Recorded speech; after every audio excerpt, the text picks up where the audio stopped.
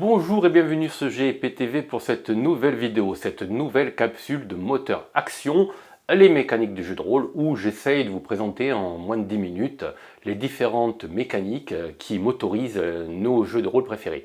Alors, dans les deux précédentes capsules, je vous ai parlé de jeux de rôle assez récents. Ici, je vais vous parler d'un jeu de rôle beaucoup plus ancien, qui est toujours utilisé aujourd'hui, qui est le basic role-playing. Alors voici une ancienne édition du basic role-playing, c'est pas la plus ancienne, mais elle date un peu. Donc je vais essayer de vous présenter cela de manière la plus concise possible, en sachant qu'en fonction des jeux, évidemment, le basic role-playing a été adopté de manière différente. Alors, on va commencer de suite par les origines du basic role-playing, et puis les principes de base, et après je vous donnerai quelques petites variantes en fonction des jeux qui sont encore pratiqués aujourd'hui, et les différentes évolutions du basic role-playing à travers les décennies, je pourrais dire. Il faut remonter au début des années 80, le début des jeux de rôle grand public. Et on va aux États-Unis, on est chez Chaosium, et qui est animé par des personnalités célèbres qui nous ont hélas quittés aujourd'hui, comme Greg Stafford, Lynn Willis, vous en avez d'autres, Steve Perrin, etc. Donc tout cet ensemble réfléchit à un système pour motoriser leur jeu. Ils veulent un système intuitif, un système qui est basé sur un système de pourcentage. Ils sont venus à l'esprit, ils disent bon, quand on fait quelque chose, on a une chance de réussir cette chose. Donc on va utiliser ce qu'on appelle le système de descent, qui deviendra le basic role-playing. Donc vous avez 60% de réussir une action, vous lancez les dés. Si vous faites 60 ou moins avec les dés, vous réussissez l'action. Alors comment faire? Vous utilisez tout simplement 2d10. Alors il s'est sorti à l'époque des dés 100, que les plus anciens d'entre nous n'ont pas oublié, mais sinon vous lancez 2d10. Un des d10 sert aux dizaines, l'autre sert aux unités. Si le dé des dizaines fait 2, et le dé des unités fait 3, ça vous fait 23. Voilà. Le système est super simple, je pourrais presque m'arrêter là. Sauf qu'il y a quelques petites particularités qui sont ajoutées évidemment en fonction du jeu et aussi de ses exigences. Par exemple, à l'époque, les jeux les plus connus quand ils sont sortis, c'était l'Appel de Cthulhu et RunQuest, qui vont, vous allez voir, utiliser le même système, mais avec des variations pour parfaitement coller à l'univers et à l'atmosphère demandée. Alors, dans l'Appel de Cthulhu, qui a été connu, localisé par Descartes et qui continue avec ses multiples éditions à être une des plus grosses ventes actuelles, c'était le plus simple, c'est-à-dire que vous aviez des caractéristiques, force, intelligence, pouvoir. Ces caractéristiques étaient déterminées aléatoirement, donc ça a un petit peu changé ensuite avec les différentes éditions, mais vous lancez aléatoirement. Par exemple, pour la force, vous lancez 3d6. En fonction du jet de 3d6, vous marquez, vous retenez votre score, et vous le multipliez par 5, et ça vous donne un pourcentage. Voilà. Tout simplement, c'est pas bien compliqué. Par contre, pour RunQuest, c'était un petit peu différent. Vous lancez les 3D, et vous marquez ce score sur votre feuille de personnage. Voilà. Donc, si vous faites par exemple un score de, je ne sais pas moi, vous lancez 3D6 et vous obtenez 12, vous marquez 12. Voilà. Parce qu'à partir de là, va arriver le principe des compétences et qui est le cœur du moteur du jeu. Entre-temps, il va falloir déterminer des caractéristiques secondaires qui déclinent toutes de vos caractéristiques, comme les points de magie qui dépendent du pouvoir, les points de chance dépendent aussi du pouvoir, les points de vie, c'est une moyenne entre la taille et la constitution, bref, ça fait tout un ensemble, mais le principe, vraiment, le principe de fonctionnement du basic role-playing, c'est le système de compétences. Pour ce qui est des compétences, c'est relativement simple, que ce soit dans Cthulhu ou dans RunQuest. Alors je vous cite ces deux-là parce qu'il y en a plein d'autres qui sont sortis. Vous avez, on passe par exemple Hawkmoon, Stormbringer, plein de jeux qui utilisent ce système qui existe et d'autres qui ont été récupérés ensuite, qui s'inspirent énormément du basic role-playing. Mais je prends ces deux-là parce que c'est un peu, pour moi, c'est un peu les deux extrémités. C'est-à-dire l'Appel de Cthulhu, c'est la version la plus, je ne veux pas dire rudimentaire parce que c'est vraiment pas le cas. C'est la version la plus simple et RunQuest, c'est la version la plus évoluée.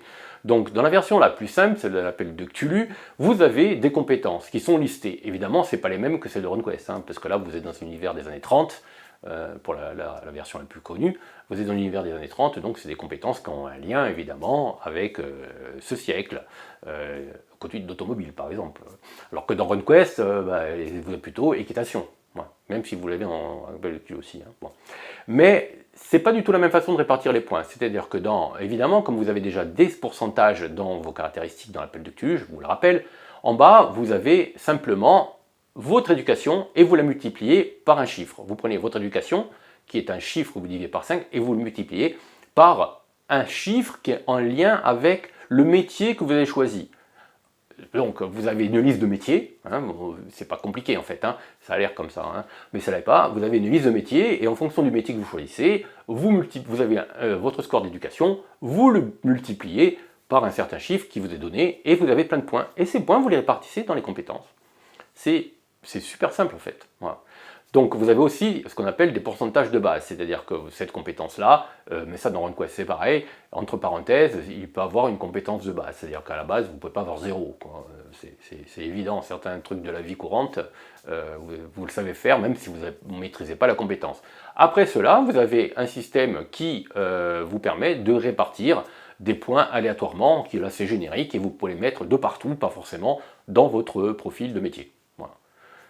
Dans RunQuest, c'est un petit peu différent, c'est-à-dire que vous gardez votre score de base et chaque compétence appartient à une famille qui va vous donner un pourcentage de base. C'est-à-dire que vous ajoutez par exemple 2 caractéristiques, ces 2 caractéristiques-là vont vous donner un chiffre qui peut être 20, 25, 30, ça va vous donner ce qu'on appelle une compétence standard. Vous allez marquer ce chiffre-là et toutes les compétences qui vont en découler vont avoir ce chiffre de démarrage de cette compétence standard. En fonction des éditions, la liste a un petit peu changé et tout, je ne vais pas trop m'attarder là-dessus. Alors comment on utilise ça? Voilà, c'est super simple, hein, vous êtes dans une situation, en fonction de la situation, justement, de celle que vous décrit le meneur de jeu, vous allez tenter un test de grimper, de sauter, de discuter, d'influencer, d'impressionner, et à chaque fois vous avez une compétence, donc la liste est assez longue, hein, elle fait en général pratiquement toute la page des personnages, et vous lancez les dés, et si vous faites inférieur, vous réussissez, si vous faites supérieur, vous ratez. Évidemment, il y a la possibilité de faire fumble, c'est-à-dire maladresse, à 96,00 vous ratez votre jet, mais en fonction de votre pourcentage, ça peut être un petit peu différent. Non seulement vous ratez votre jet, mais il vous arrive des petits embêtements supplémentaires. Si vous faites un score inférieur à 5, vous réussissez ce qu'on appelle un coup critique. Alors dans RunQuest, il y a des systèmes d'empalement, il y a plein de trucs. Dans Cthulhu, en général, vous multipliez les dégâts ou ce genre de choses. En fonction que vous faites, si vous faites une attaque, vous allez peut-être infliger plus de dégâts à votre adversaire. Voilà. Donc là, vous avez les bases. Pour le combat, c'est relativement simple. Dans l'appel de Cthulhu, c'est basique. Vous avez ce pourcentage de combat, hein, qui est déterminé en fonction de vos compétences dans l'arme. Vous lancez les dés et chaque arme fait un dégât. Il peut avoir un bonus de force si vous utilisez une arme de corps à corps. Mais bon, dans le principe, c'est assez simple. Vous avez un système de nombre de points de vie, comme je vous ai dit, qui est en fonction de votre taille et de vos constitutions, qui, si vous arrivez à 0, vous êtes mort. Dans la petite Cthulhu, il y a aussi un système de points de santé mentale, qui est un malus, qui a une valeur de départ qui est égale à votre pouvoir x5, qui diminue au fur et à mesure, et que vous avez des seuils en fonction de si vous perdez un temps de points. Bon, bref. Tout ça, on rentre dans les détails, ce que je ne vais pas faire parce qu'en 10 minutes, ça va être compliqué. Dans RunQuest, il y a un système supplémentaire qui s'appelle le système de strike rank, ou le système de rang d'action en français. Donc ça va vous déterminer en fonction de vos caractéristiques justement le nombre de fois où vous pouvez agir dans un round et en fonction à quel moment vous agissez dans le round. Donc là on rentre dans des détails, ça complique évidemment le jeu, ça le rend beaucoup plus mécanique, mais ça le rend en même temps beaucoup plus réaliste, même si ce mot réaliste, quand on parle de jeu de rôle qui se déroule dans un univers imaginaire avec des créatures reptiliennes, style Dragonute. Voilà. Là, vous avez vu à peu près tout ce qui existe, enfin les principes de base, hein, je ne vais pas aller plus loin, du basic role-playing, qui est encore utilisé de nos jours dans l'appel de Cthulhu, qui est utilisé encore dans la version de RunQuest, la magnifique édition de RunQuest, éditée par Chaosium et en français par Studio des Crocs, qui nous a fourni vraiment un ouvrage absolument merveilleux. Donc si vous avez apprécié cette petite vidéo, n'hésitez pas à mettre un petit pouce en dessous, à la partager à vos amis, et si ce n'est pas encore déjà fait, à vous abonner à la chaîne GEP TV. À bientôt, merci.